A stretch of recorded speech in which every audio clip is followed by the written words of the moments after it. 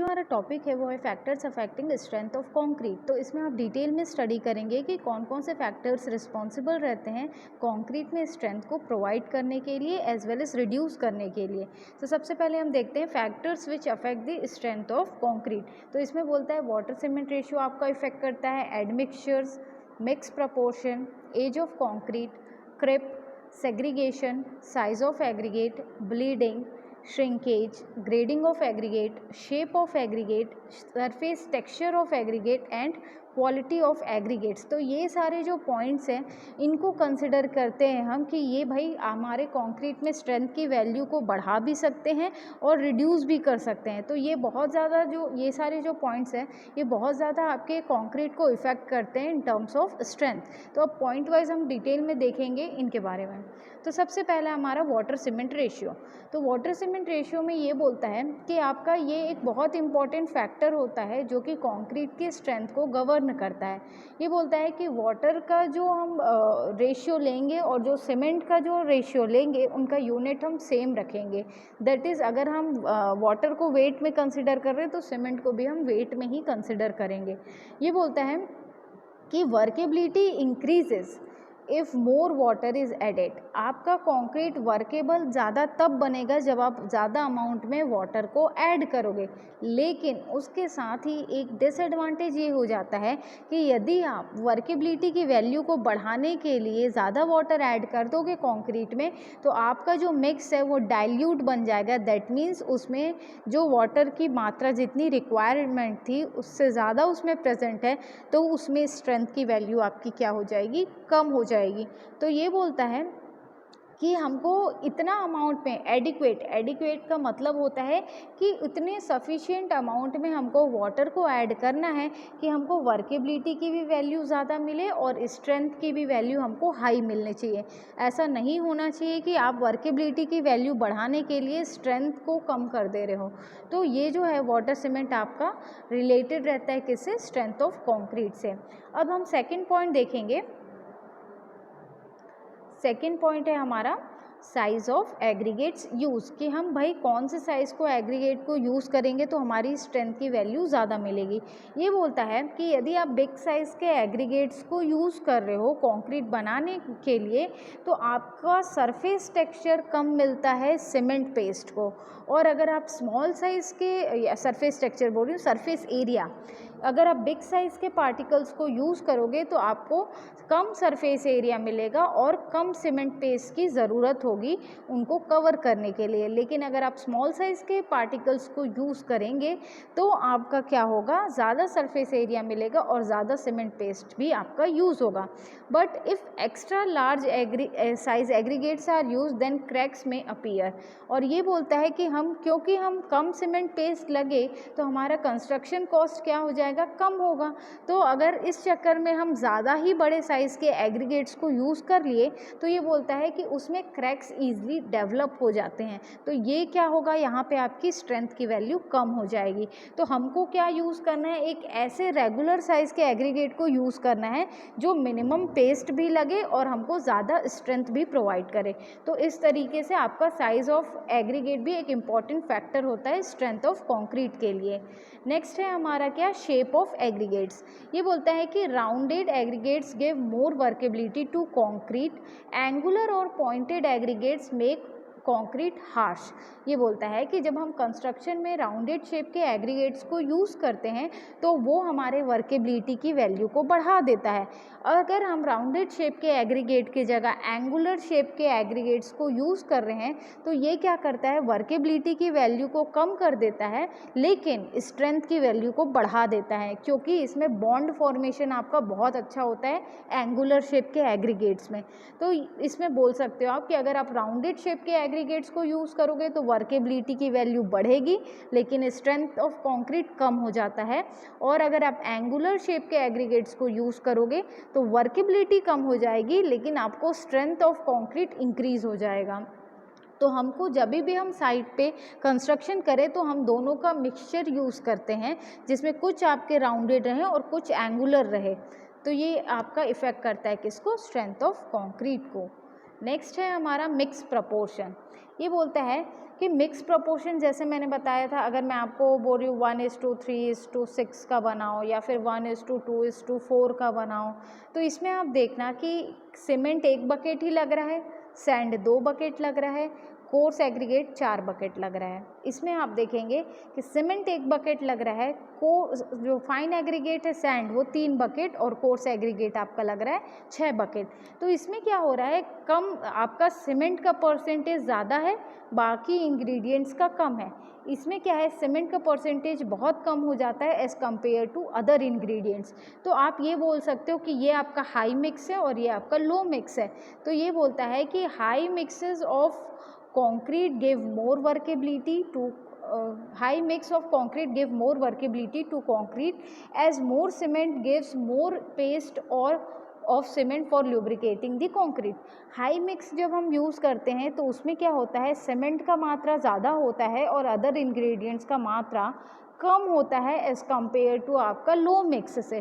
तो इसमें क्या होता है, जब सीमेंट की मात्रा ज़्यादा रहती है तो वो क्या करता है, एक बहुत अच्छा सीमेंट पेस्ट फॉर्म कर लेता है वाटर के साथ मिक्स होके और बाकी इंग्रेडिएंट्स को आपस में जोड़े रखने का काम करता है। तो ये बोलता है यदि आप हाई मिक्स को यूज़ करोगे तो आपकी वर्केबिलिटी की वैल्यू बढ़ेगी और अगर आप लो मिक्स को यूज़ करोगे तो आपकी वर्केबिलिटी की वैल्यू कम हो जाती है।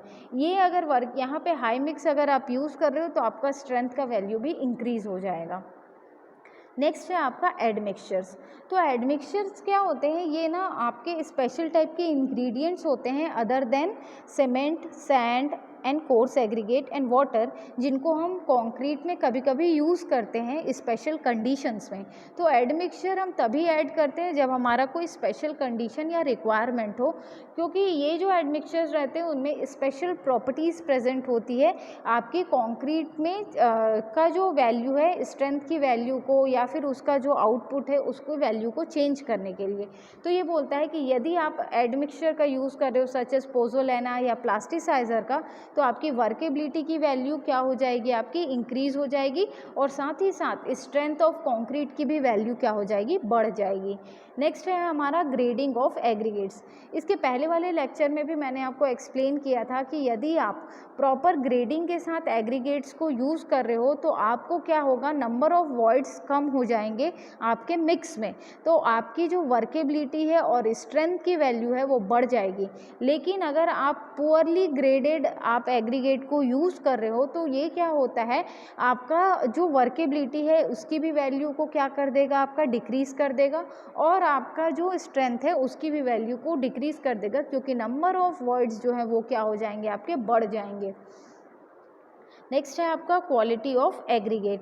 ये बोलता है कि हमेशा हमको क्या करना चाहिए, कंस्ट्रक्शन साइट पे गुड क्वालिटी के एग्रीगेट्स को ही यूज़ करना चाहिए, क्योंकि अगर आप पुअर क्वालिटी के एग्रीगेट्स को यूज़ करोगे तो वो आपके स्ट्रक्चर में क्रिप कॉज करेंगे। तो अब ये क्रिप वर्ड आप पहली बार सुन रहे हैं कि क्रिप क्या होता है, तो ये अब आगे नेक्स्ट पॉइंट में आपको क्लियर होगा कि क्रिप होता क्या है। अभी के लिए आप केवल ये समझ लीजिए कि क्वालिटी ऑफ एग्रीगेट में हमेशा हम क्या करते हैं, गुड क्वालिटी के एग्रीगेट्स को चूज़ करते हैं, क्योंकि ये हमारी स्ट्रेंथ ऑफ कंक्रीट को बढ़ा देता है। अगर आप पुअर क्वालिटी के एग्रीगेट्स को यूज़ करोगे तो ये आपके कंक्रीट में क्रिप कॉज करेगा। नेक्स्ट है अब हमारा पॉइंट क्रिप, कि क्रिप क्या होता है। ये बोलता है कि मान के चलिए मैं एक स्ट्रक्चर है इसको कास्ट कर रही हूँ, मेरे को पता है इस स्ट्रक्चर में कितने टन का लोड आना है, तो ये जो कांस्टेंट मान के चलो 100 टन का लोड आ रहा है इस स्ट्रक्चर में, तो मुझे पहले से पता था कि ये जो मैं स्ट्रक्चर कास्ट करने वाली हूँ इसमें क्या आ रहा है, 100 टन का लोड आएगा ही आएगा। तो ये बोलता है कि जब आपको पता रहता है कि कितना लोड उस स्ट्रक्चर में आने वाला है उस हिसाब से आप डिज़ाइन करोगे, तो हम क्या सारे डिज़ाइन क्राइटेरिया उसके हिसाब से डिज़ाइन करते हैं। अब ये बोलता है कि ये लोड तो आपका कांस्टेंट है, ये तो स्ट्रक्चर पे आएगा ही आएगा, तो इस कांस्टेंट लोड के कारण बहुत लंबे समय के बाद जब आपके स्ट्रक्चर में चेंजेस होने स्टार्ट होते हैं, मतलब आपके कांस्टेंट या बोल सकते हो सस्टेन लोड के अंदर आपके जो स्ट्रक्चर हैं उसमें क्या हो रहा है, स्ट्रेन जनरेट होता है, तो उसे हम क्या कहते हैं, क्रिप कहते हैं। तो ये बोलता है कि change in length upon original length, strain क्या होता है आपका change in length upon original length. तो ये बोलता है कि अंडर सस्टेन लोड जब आपके स्ट्रक्चर में क्या हो रहा है, चेंजेस आ रहे हैं लेंथ में, तो उसे आप क्या कहते हो, क्रिप कहते हो। तो हम ट्राई करते हैं कि ये जो क्रिप हो रहा है ये हमारे स्ट्रक्चर में ना हो, क्योंकि अगर क्रिप होगा तो आपके स्ट्रक्चर में क्या कॉज होगा, क्रैक्स कॉज होंगे। और एक बार यदि आपका स्ट्रक्चर में क्रैक कॉज हो गया तो उसकी लोड लेने की जो क्षमता है वो कम हो जाएगी और आपका धीरे धीरे स्ट्रक्चर जो है वो डिटोरेट हो जाएगा। नेक्स्ट जो पॉइंट है हमारा वो है एज ऑफ कॉन्क्रीट। ये बोलता है कि with age of concrete the rate of creep also increases in concrete due to sustain load for long period of time. आपका बोलता है कि समय के साथ साथ कॉन्क्रीट में क्या होता है, क्रिप होने के भी जो चांसेस हैं वो बढ़ते जाते हैं। तो ये बोलता है under sustain load for long period of time, अगर लंबे समय तक किसी स्ट्रक्चर में वही लोड कंटिन्यूसली आ रहा है और आपने टाइम टू टाइम उसका मेंटेनेंस नहीं किया है, तो ये जो है क्या एज मतलब एक टाइम के बाद वो जो कंक्रीट है अब केपेबल नहीं है उस लोड को कैरी कर पाने के लिए, और आपका जो स्ट्रक्चर है वो क्या होगा, आपका स्ट्रेंथ नहीं ले पाएगा। नेक्स्ट है हमारा सेग्रीगेशन एंड ब्लीडिंग। तो सेग्रीगेशन एंड ब्लीडिंग ये मैंने आपको प्रीवियस लेक्चर में एक्सप्लेन किया था। सेग्रीगेशन का मतलब होता है कि separation of particles from the concrete mix. जब आपका सेग्रीगेशन होता है तो ये क्या होता है, आप अगर आपके पार्टिकल्स जो हैं साइड पे सेग्रीगेट हो गए हैं, या बोल सकते हो बाकी मिक्स से कुछ पार्टिकल सेपरेट आउट हो गए हैं और उस कंडीशन में आप उन्हें ही कंस्ट्रक्शन के लिए यूज़ कर रहे हो, तो आपका जो स्ट्रक्चर कास्ट होगा वो वीक होगा और उसमें स्ट्रेंथ या लोड लेने की क्षमता नहीं होगी। तो इस तरीके से अगर आपके कंस्ट्रक्शन साइट पे आपने जो कंक्रीट प्रिपेयर किया है उसमें सेग्रीगेशन हो रहा है, मतलब आपके स्ट्रेंथ की वैल्यू कम होगी स्ट्रक्चर की। सिमिलर मैनर में यदि आपका ब्लीडिंग बहुत ज़्यादा हो रहा है, मतलब ब्लीडिंग में क्या होता है, आपका सीमेंट वाटर जो है टॉप सरफेस में राइज हो जाता है। तो ये बोलता है कि यदि ब्लीडिंग बहुत ज़्यादा आपके कंक्रीट में हो रहा है, दैट मीन्स ये आपका अनसुटेबल है उस कंस्ट्रक्शन साइट के लिए, क्योंकि इसमें भी आपका स्ट्रेंथ ऑफ कंक्रीट रिड्यूस हो जाता है। लास्ट पॉइंट है हमारा श्रिंकेज। तो बोलता है कंक्रीट जो है अपने वॉल्यूम से श्रिंक तब होता है जब उसमें से क्या हो जाता है, वाटर का लॉस हो जाता है। मान के चलो मैंने ये कंक्रीट प्रिपेयर किया है, अभी इसमें सफिशिएंट अमाउंट में प्लास्टिसिटी है, लेकिन क्योंकि बहुत देर तक तेज़ धूप में रखा हुआ है तो इसमें जो पानी प्रेजेंट था वो धीरे धीरे भाप बन के उड़ते जा रहा है, इवेपोरेट हो रहा है। तो क्या होता है, अब ये जो कंक्रीट में जितने अमाउंट में पानी प्रेजेंट होना था उतने अमाउंट में पानी प्रेजेंट नहीं है, तो अब क्या होगा, ये जो कंक्रीट है वो हार्श हो जाएगा और ये क्या है, मॉइस्चर इवेपोरेट होने के कारण सिकुड़ना स्टार्ट हो जाएगा। तो इसे ही हम क्या कहते हैं, श्रिंक होना कहते हैं। तो अगर आपका कंक्रीट बहुत ज़्यादा श्रिंक हो रहा है तो ये क्या होता है, आपका वीक स्ट्रक्चर बनाता है, क्योंकि इसमें जितने अमाउंट में वाटर को प्रेजेंट होना चाहिए था ड्यूरिंग कंस्ट्रक्शन टाइम उतने अमाउंट में इसमें पानी प्रेजेंट नहीं है।